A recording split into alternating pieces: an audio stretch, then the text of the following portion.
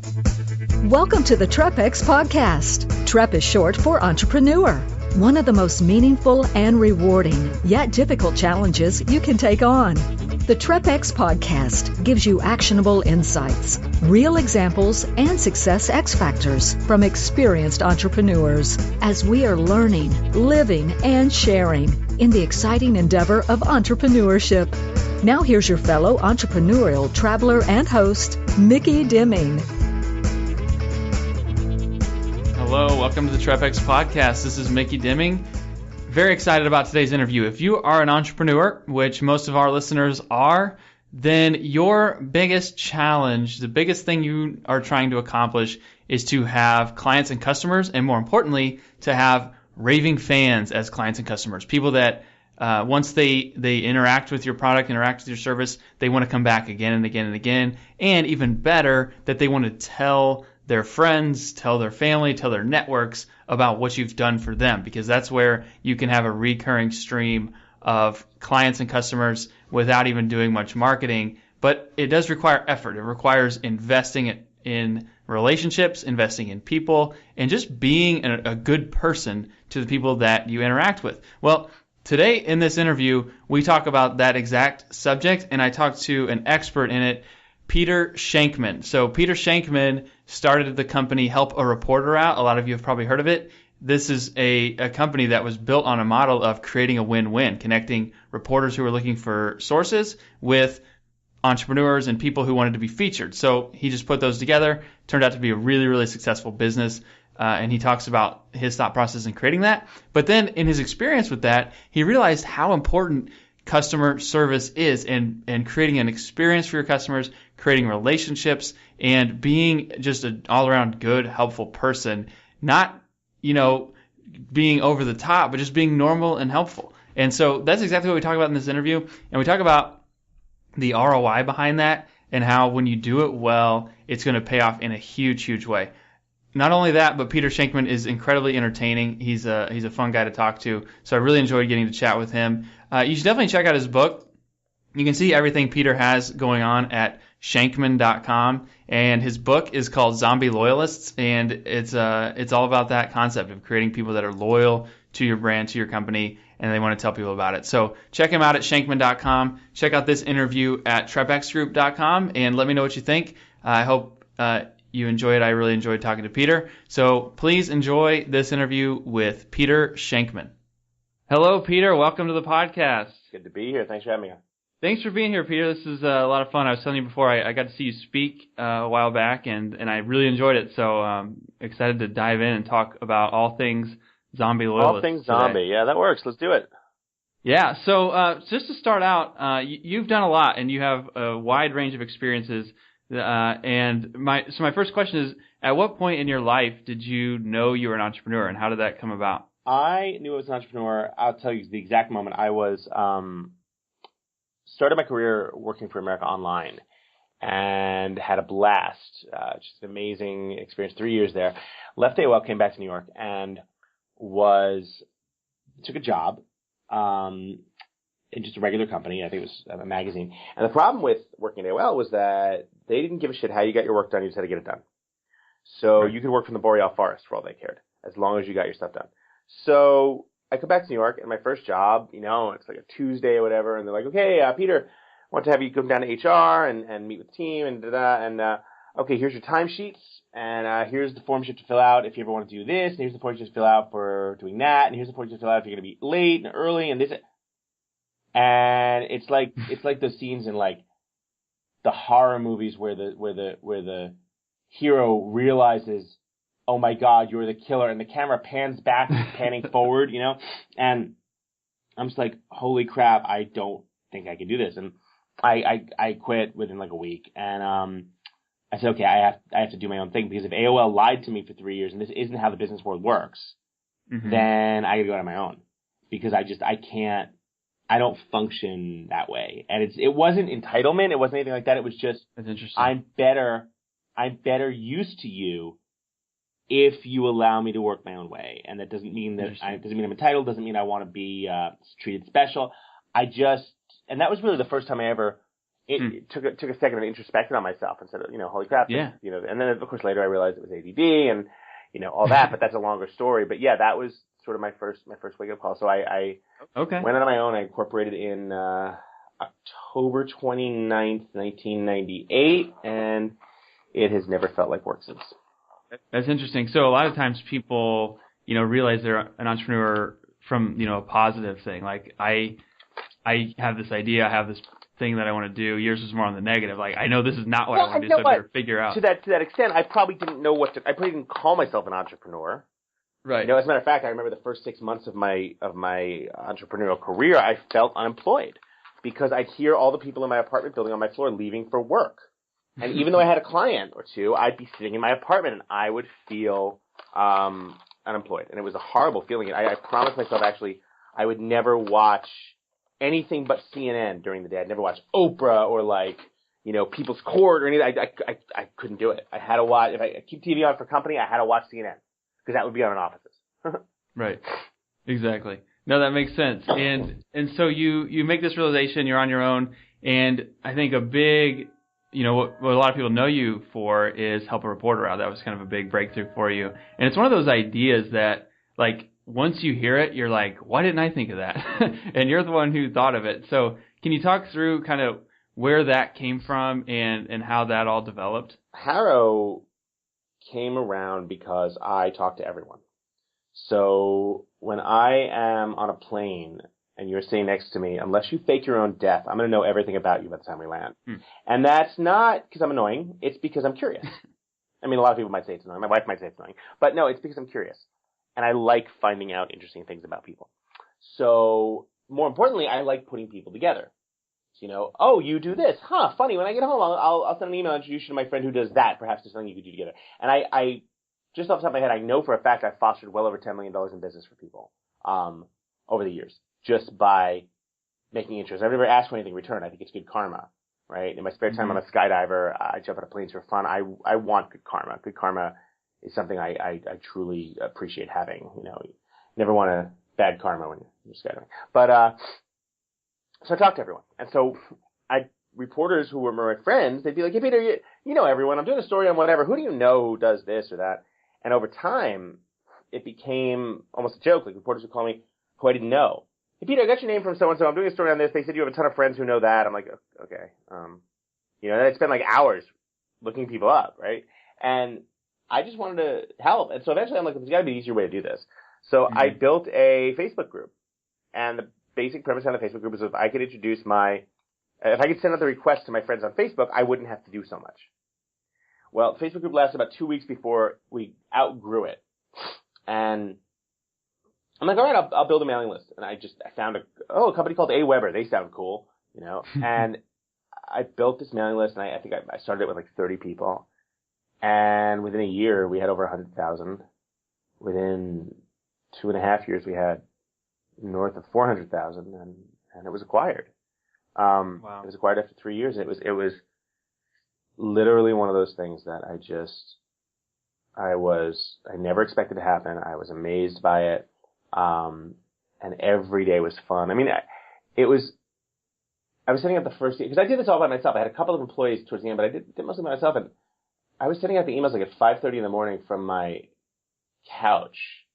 And the actual name of the company, the holding company, was called 2 Cats and a Cup of Coffee LLC, because the only thing up at 5:30 in the morning was me and my 2 cats and my coffee. Nice.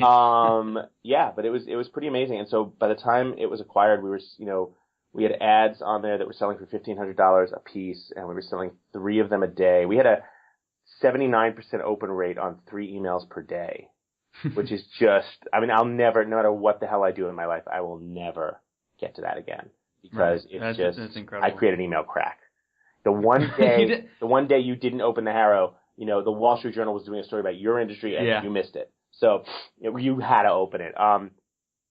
And so, yeah, I had an amazing time, and I learned a ton about everything from business to finance to marketing to customer service. And the customer service was really sort of where I headed after that. But the one thing I learned most importantly was that when Harrow sold, it sold for a lot more money than I ever thought it could. And I was shocked by that. And what I realized is that it sold because, it sold for as much as it did because they interviewed my employees, my clients, my customers. And every customer said, oh yeah, I love the service. I'm so invested in it. I use it all the time. Whenever I have a problem, I just email Peter and he emails me right back.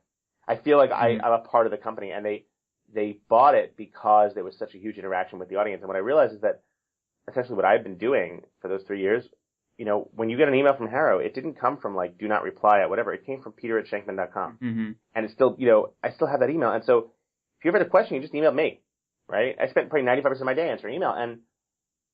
And it turns out that companies don't do that. People expect to be treated like shit when it comes to companies. And so here I was, a nice guy running a company, but being helpful.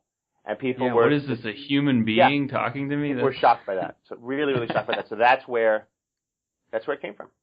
That's interesting. The part that really stands out to me is it seems like you're like a natural cultivator of win-win situations. So when you talk to the person on the plane, when you make those connections, you're basically saying, I see a need here that you're talking about. Well, someone else just talked to me about this need, and that's really what you put together at Help a Reporter Out, and then it just grew from there. But it was really, most people think like in a transaction, someone gets and someone gives, where you were basically like, no, everyone's going to get. Like, this is just going to be a win-win on both sides.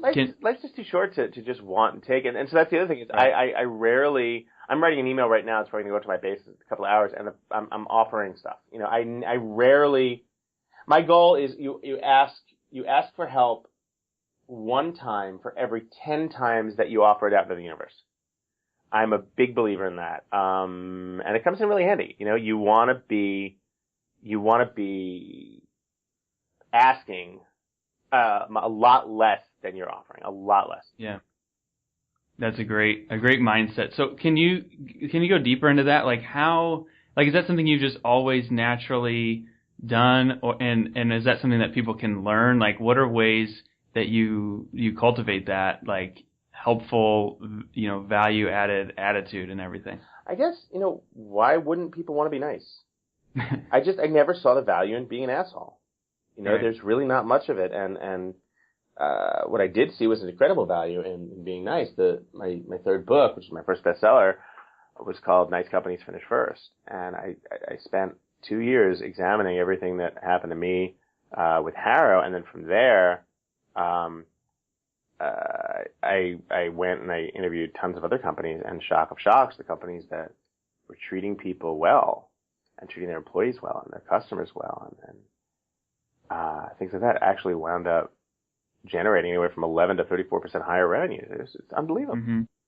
Yeah, and it makes sense. It's like nothing is shocking about that. And what I think what you're talking about is like at an individual level, it's, hey, this person has this need, this person has this need, let's put them together. And then at a company level, it's basically just creating a culture of that attitude of like, how do you help people and make things easier? So can you talk about that process and talk about, I want everybody to check out your book, Zombie Loyalists, because first of all, it's a great title, but second of all, in this world we live in where there's so much out there and there's so much noise, so much competition, that's really the best way to stand out is by, having loyal, devoted fans. But if you're just providing mediocre service, it's never going to happen. So can you talk about, what led you to writing that book and the thought process behind it? Yeah, well, that's the first thing I can tell you is that, you see all these people who are like going gung-ho over their social media and shit, but their actual experience of their product or whatever is crap. And it's like, well, that's gonna be an issue, Mm-hmm. If you're being this great about, and you're, oh, we love our da-da-da, but and I go and I order a steak from you and it's cold, well, we get a problem. So that's number one. But I think in the bigger picture, in terms of utilizing customer service as a core value, you want to look internally at first and understand the type of people you're hiring. So what I mean by that is that you have to hire for people. I'm dying to know what just fell down or died in your door slammed. Okay. That's the ADD in me. Ooh, something squirrely. You're right. You have to hire for people. You can't hire for profit. You can't hire for skill. You can teach skill. Ritz-Carlton can teach every single employee how to make a bed with hospital corners, but they can't teach empathy. And so you have to hire for empathy. And you have to hire people who want to treat their customers the same way they would want to treat their mother. And I am a big believer that people make everything in relation to the business. You could have the greatest steak, and I just go back to steak because I'm 25 pounds down into a 60-pound weight loss goal, and I just fucking miss steak. So it sounds really good right now. Steak related, but you could have the greatest steak in the world, and it could be the most, literally, it could come from golden cows. But if the experience of getting to the table is a cluster, and you have an hour wait, and they treat you like crap, and they don't remember your name, or they don't honor your reservation, or your drink is mistaken, or whatever the case may be, that steak is going to be tarnished, and your experience is going to be tarnished. And so what's happening, and this is pretty amazing to me, as a society, we're moving more towards a world where the concept of the advertisement and the marketing no longer matters as much as the experience we have. And I'll tell you why. 50 years ago, 30 years ago, 20 years ago, 10 years ago, you got recommendations of what to do from people you talk to, but it was a very oblong process. You'd meet someone in the office, maybe they'd give a recommendation, you'd take it. And then we moved to the world of Yelp and things like that. And Yelp and TripAdvisor and all those, they gave you ideas as to sort of what to do and how to do it, blah, blah, blah. Okay. But the problem was that they were not trusted. They came from people we didn't know. And that was a problem. Because why the hell, who are you, right? Why should I trust you? I have no idea what you do. I have no idea why I'm listening to you. As such, I don't really see a value in trusting you. And, you could be a shill for the hotel or a shill for the restaurant. Mm-hmm. So then it moved into this concept of the trusted review. Well, okay, let me go online and see, I'm hungry. Let me go through my friends' profiles, see if any of them have eaten recently at a steakhouse or whatever the case is. Now, the network is finally smart. So what do I mean by that? The network is smart enough to understand that when I want something, if I land in San Francisco and turn on Google Maps and say, hey, Google Maps, show me a steakhouse near me. Google's going to say, okay, here are the steakhouses near you. But at the top of the list, Google's going to say, okay, Peter, by the way, these two steakhouses were recently visited by two of your friends. These two friends are two guys that you've had different steaks with them in different places. You have a lot in common. You're both fat asses, whatever the case is. So you should probably try these steakhouses first because your friends had a great experience at that steakhouse. Here's their Instagram post. Here's their Facebook tweets. Here's their tweets. So it's not a review. It's the simple act of living their lives and sharing. Yeah. That the network is smart enough to understand, learn the sentiment about, and give immediate response to that. So imagine a good or bad experience. Okay, if it's a bad experience, it's just going to show up as a regular steakhouse in my network. But if it comes from my friend Mark, who had a great time, well, I trust Mark. I would. Yeah. That's where we're going. So it's the concept of no longer promoting how great you are on social media, but rather letting others do it for you. Let's face it, no one believes how awesome you are if you're the one that has to tell them. So that's a good point. That's where we're moving. Yeah, and you're seeing more and more, like, where almost anything is going to have, like, a money-back guarantee or, you can cancel on the spot. Just because people know, like, if we don't deliver on this, then it's not going to be worth having the sale because you can't really hide, you can't fake it anymore. Like, exactly.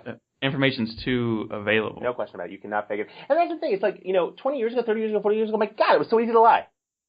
So damn easy to lie. That doesn't exist anymore. It is so easy to not lie. It's so much easier to get caught. It's so ridiculous how quick it is to get caught. If you do one stupid thing, you're going to bust it. And that even takes another step to how important it is to have incredible audiences who love you, because if you do great things, they will have your back when you screw up. And let's face it, you're going to screw up.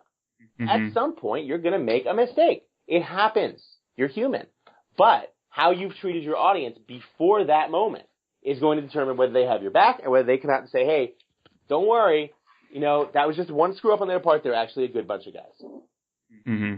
Yeah, that makes perfect sense. And you touched on something earlier too, where there's like this where people get it wrong. They don't hire for people, they hire for profits, or they hire for more sales or think of something really short term. And that's the and there was a great quote in a movie. I don't remember which movie it was, but the quote basically said, we got what the heck was it? It was Japan, America thinks about the next quarter, Japan thinks about the next quarter century. I always thought that was really smart because you can apply that to pretty much any. Do you want one customer who's going to come in once and leave, or do you want a customer who's going to come in and stay forever? That's the question you have to ask yourself. Right, and that's so important. And I think what's the most interesting point I think you're making in this book is that I'm not choosing this. I'm not choosing the being nice and being helpful and being valuable over profit. That there's actually a greater ROI You'll here. make a lot more money. That's the key. You'll make a lot more money. So hey, you want to be the profiteering ambassador out of this? That's fine. You'll wind up making money. You'll just happen to be doing it while you're nice, and there's nothing wrong with that. Look, at the end of the day, I want to make money too. We all do. Okay, so what if you could get both? How awesome is that?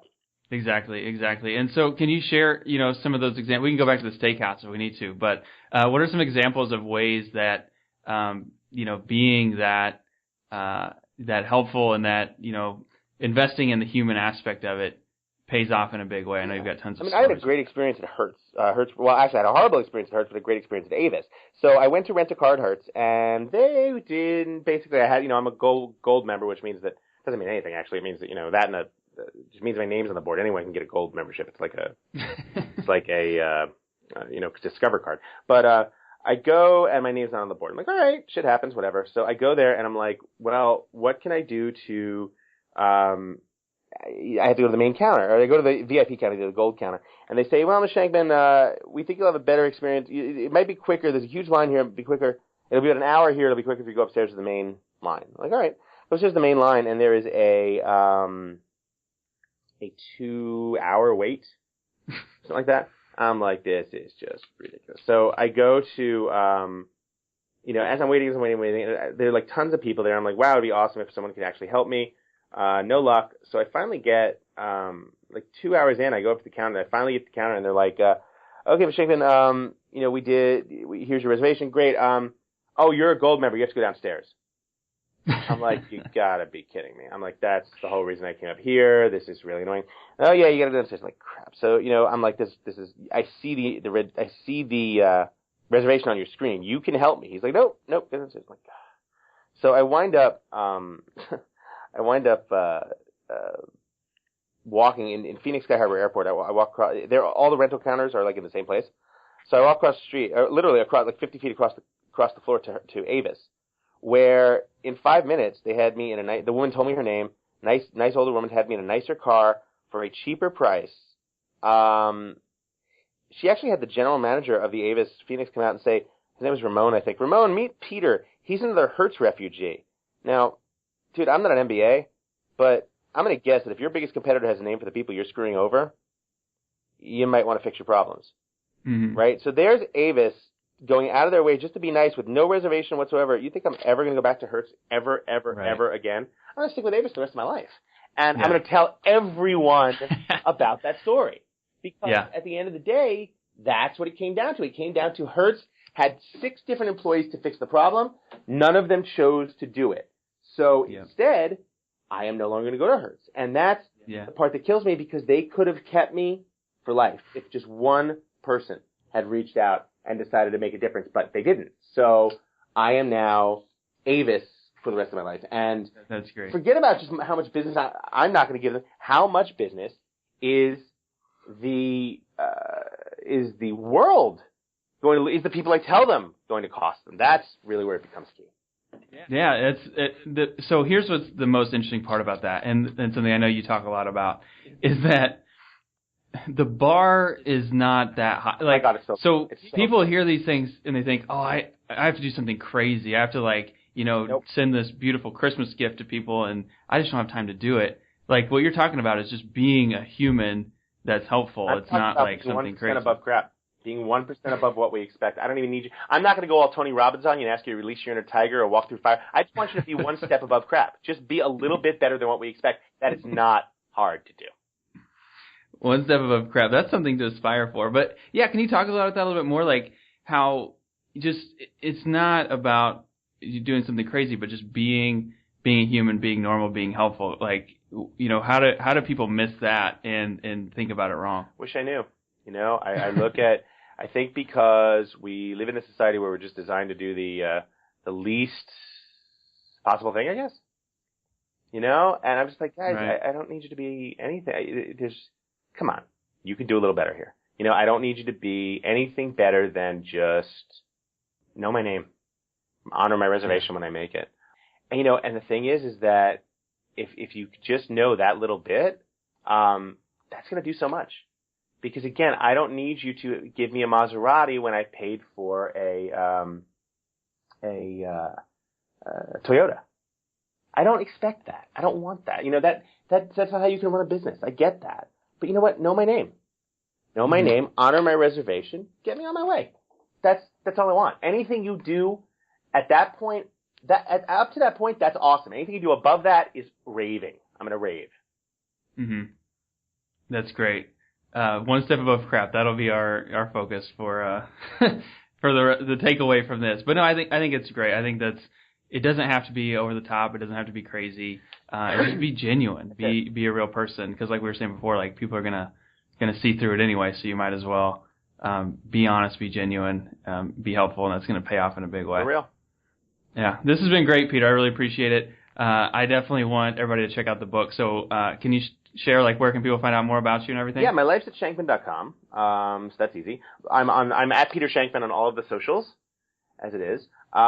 So you are more than welcome to find me there. Follow me, email me, reach out. I am always reach outable, and I answer all my own email. I'm not allowed to book my own schedule. My calendar doesn't. I don't have right access to my calendar anymore. My assistant took it away. Because I was booking. I accidentally booked two dinners on the same night on separate continents. But other than that, I am more than happy to chat anytime you'd like, and go for coffee or whatever. So both of those dinners were steak, though. Exactly. That goes without saying. All right, Peter. This has been great. Really appreciate it. A lot of fun. Pleasure. You have a great day. Thanks. All right, Micky. Take care. Bye. Thank you for listening to the TREPX Podcast. For more episodes, interviews, and business growth tools, please visit trepxgroup.com.